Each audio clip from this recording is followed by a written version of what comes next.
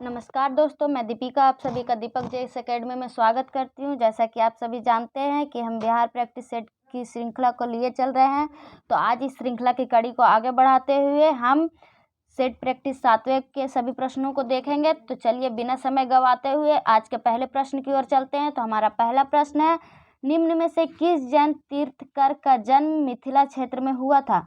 तो इसका सही उत्तर होगा ई। हमारा दूसरा प्रश्न है, मगध के परवर्ती गुप्त वंश का अंतिम शासक था? तो इसका सही आंसर होगा ए, जीवित गुप्त। हमारा तीसरा प्रश्न है, गुप्त काल की समाप्ति के पश्चात किस वंश का शासन स्थापित हुआ? तो इसका सही आंसर होगा सी, मौखरी वंश।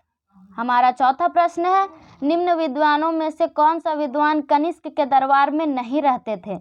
तो इसका सही आंसर होगा बी, कालिदास। हमारा पांचवा प्रश्न है, अशोक ने अपने शासनकाल में कितने वर्षों के बाद बुद्ध की ज्ञान स्थली बोधगया का यात्रा किया था? तो इसका सही आंसर होगा सी, 10 वर्ष। हमारा छठवां प्रश्न है, मौर्य सम्राट बिंदुसार के राज दरबार में यूनानी शासन एंटियोकस प्रथम ने किस राजदूत बनाकर भेजा था? तो इसका सही आंसर होगा बी, डायनोसियस। हमारा सातवां प्रश्न है, ऋग्वेद में मगध क्षेत्र के निवासियों के लिए किस शब्द का प्रयोग किया गया? तो इसका सही आंसर होगा डी।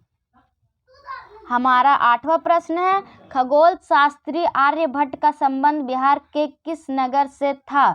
तो इसका सही आंसर होगा सी, पाटलिपुत्र। हमारा नौवां प्रश्न है, पालकालीन कलाकार बिटपाल कहाँ के निवासी थे? तो इसका सही आंसर होगा बी, नालंदा। बख्तियार खिलजी की हत्या किसने किया था? तो इसका सही आंसर होगा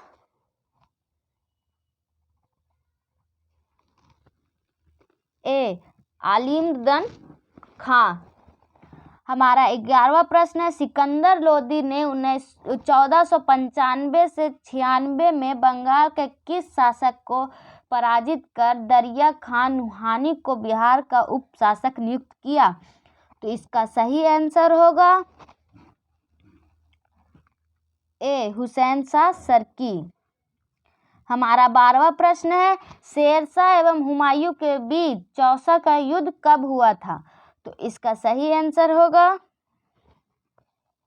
डी, 1539 ईस्वी। हमारा 13वां प्रश्न है, शाहजहां के काल में बिहार का सूबेदार था? तो इसका सही आंसर होगा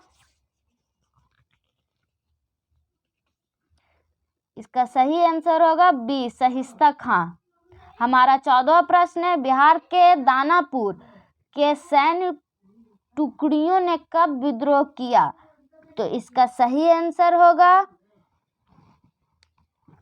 ए, 25 जुलाई 1857। हमारा 15वां प्रश्न है, बंग भंग आंदोलन के दौरान बिहार में राखी बंधन दिवस कब मनाया गया? तो इसका सही आंसर होगा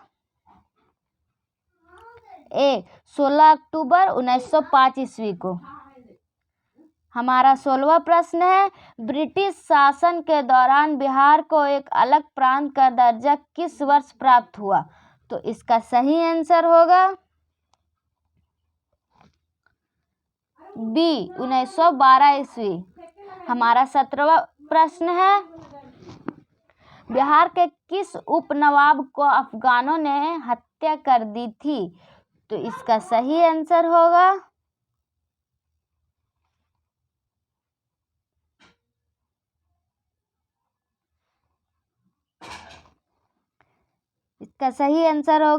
सी, जैनुद्दीन हेबत जंग को। हमारा 18वां प्रश्न है, शेर खां के पिता हसन खां जागीरदार थे? इसका सही आंसर होगा डी सासाराम के। हमारा 19वां प्रश्न है, पटना में 1857 के विद्रोह का प्रारंभ किसके नेतृत्व में हुआ था? तो इसका सही आंसर होगा सी पीर अली। हमारा 20वां प्रश्न है, कोल विद्रोह कब हुआ था? तो इसका सही आंसर होगा ए 1831 से 32 ईस्वी में। हमारा 21वां प्रश्न है, राजकुमार शुक्ल ने महात्मा गांधी से चंपारण आने का अनुरोध कांग्रेस के किस अधिवेशन में किया था? तो इसका सही आंसर होगा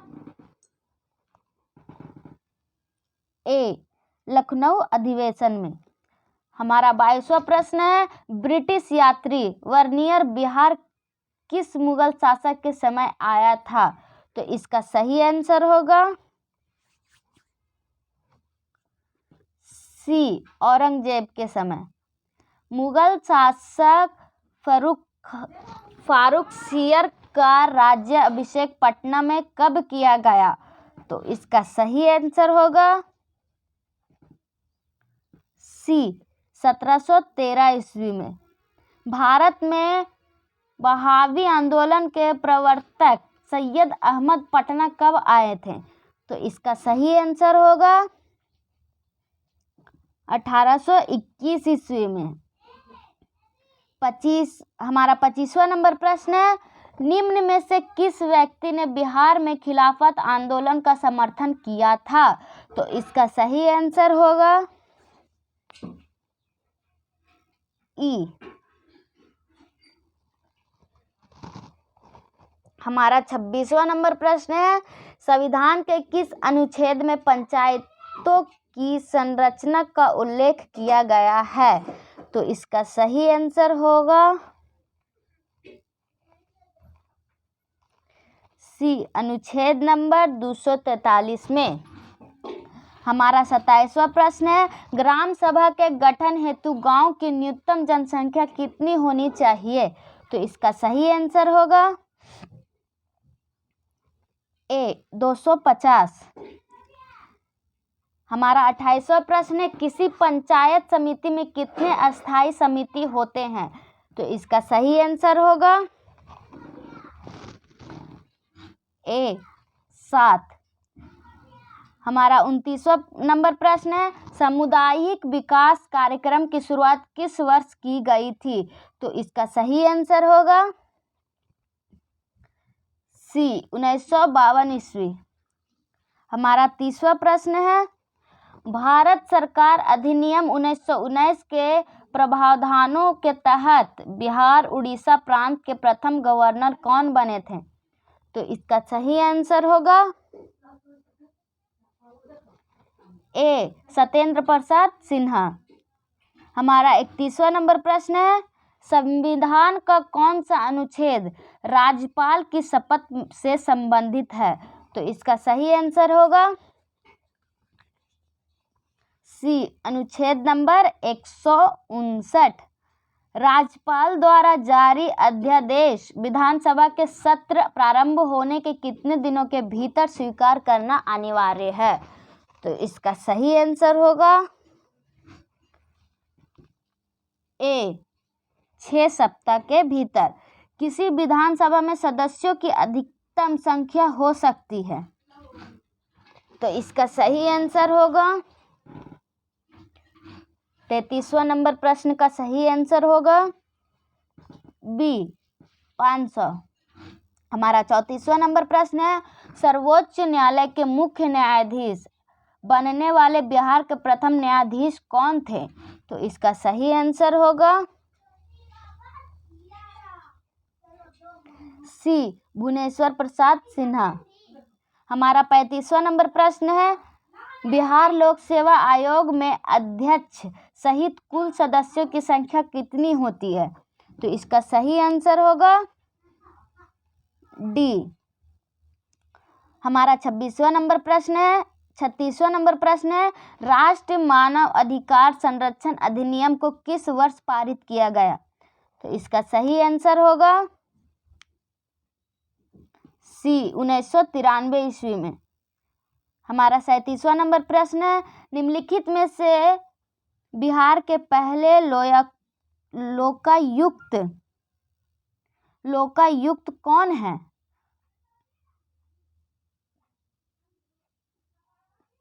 तो इसका सही आंसर होगा बी, श्रीधर वासुदेव सोहनी। हमारा 38वां नंबर प्रश्न है, बिहार का राजकीय चिन्ह है?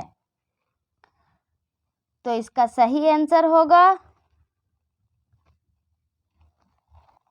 बी, बोधि वृक्ष। हमारा 39वां नंबर प्रश्न है, सर्वाधिक अनुसूचित जनजाति प्रतिशत वाला जिला कौन सा है? तो इसका सही आंसर होगा बी, पश्चिमी चंपारण। हमारा 40वां नंबर प्रश्न है, 2011 के जनगणना के अनुसार 1000 से अधिक लिंगानुपात वाले जिलों की संख्या बिहार में कितनी है? तो इसका सही आंसर होगा ए, 1। हमारा 41वां नंबर प्रश्न है, प्लाईवुड उद्योग के लिए बिहार का कौन सा जिला सर्वाधिक प्रसिद्ध है? तो इसका सही आंसर हो जाएगा ए, वैशाली। हमारा 42वां नंबर प्रश्न है, बिहार में सर्वाधिक वर्षा किस क्षेत्र में होती है? तो इसका सही आंसर होगा ए, उत्तरी पूर्वी क्षेत्र में। हमारा 43वां नंबर प्रश्न है, मुख्यमंत्री नीतीश कुमार ने हर घर बिजली योजना की शुरुआत कब की थी? तो इसका सही आंसर होगा बी, 25 सितंबर 2017 ईस्वी को। हमारा 44वां नंबर प्रश्न है, कहलगांव विद्युत परियोजना किसके सहयोग से स्थापित किया गया है? तो इसका सही आंसर हो जाएगा बी, एनटीपीसी के सहयोग से। हमारा 45वां नंबर प्रश्न है, प्रसिद्ध नानक जल कुंड स्थित है? तो इसका सही आंसर होगा ए, राजगीर में। हमारा 46वां नंबर प्रश्न है, परमान डॉल्फिन अभयारण्य स्थित है? तो इसका सही आंसर होगा ए, अररिया में। हमारा 47वां नंबर प्रश्न है, कृषि रोड मैप 3 की कार्य अवधि है? तो इसका सही आंसर हो जाएगा सी, 2017 से 22। हमारा 48वां नंबर प्रश्न है, दिए गए विकल्पों में कौन सा जिला पश्चिम बंगाल के साथ सीमा साझा नहीं करता है? तो इसका सही आंसर होगा डी, भागलपुर। हमारा 49वां नंबर प्रश्न है, हिमालय के तराई क्षेत्रों में कौन सी चट्टान पाई जाती है? तो इसका सही आंसर हो जाएगा डी, टर्शियरी। हमारा 50वां और अंतिम प्रश्न है इस सेट का, वो है, बिहार में पुरानी जलोढ़ मिट्टी का विस्तार है? तो इसका सही आंसर होगा ए, भागलपुर, मुंगेर, पटना, गया, रोहतास। तो आशा करती हूँ कि आप सभी को यह सेट प्रैक्टिस अच्छी लगी होगी। अगर अच्छी लगी हो तो लाइक, शेयर, कमेंट, सब्सक्राइब जरूर करें। धन्यवाद।